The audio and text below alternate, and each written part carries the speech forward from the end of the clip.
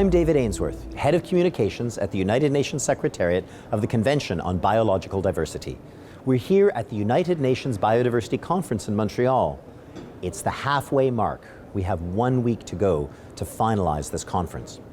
Delegates have made a good deal of progress. In the first week, they've ended up approving about 1/3 of the decisions needed at the end of this meeting. They approved about 20 decisions, which means we've got about 40 more to go.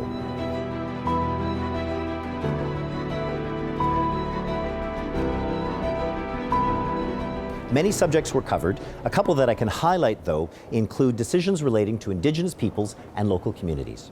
The decision asks for a complete review of the way that the Convention engages with these communities and looks at their engagement in the overall process. Over the next 2 years, governments will come up with a new program of work and a new way of ensuring the full and effective participation of these communities, not just in the meetings themselves, but in all the work of the Convention across the countries.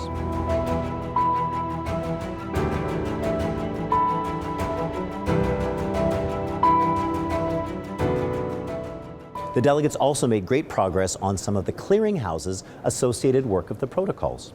A clearinghouse under the Convention is an online portal where information is posted and exchanged that allows governments to live up to their obligations. So the governments agreed on how to make these portals more effective and allow them to have the tools needed to implement them down the years to come.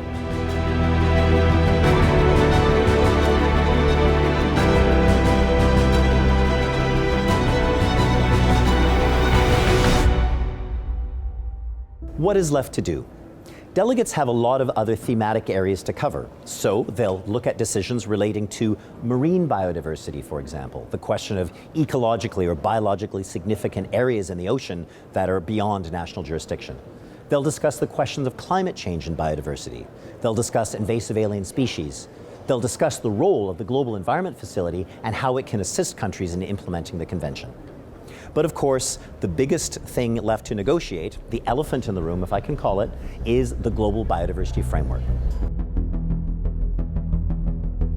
To recall, the Global Biodiversity Framework is a 10-year plan to reverse the loss of biodiversity and bring us on a path of living in harmony with nature by the middle of the century.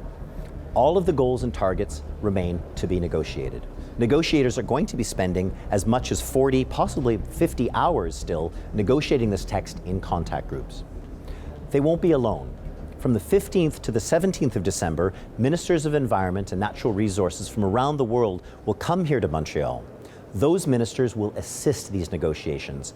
They'll come, they'll deliver statements of support to the Convention, and they will engage with their negotiating teams and with each other to ensure that consensus can be reached.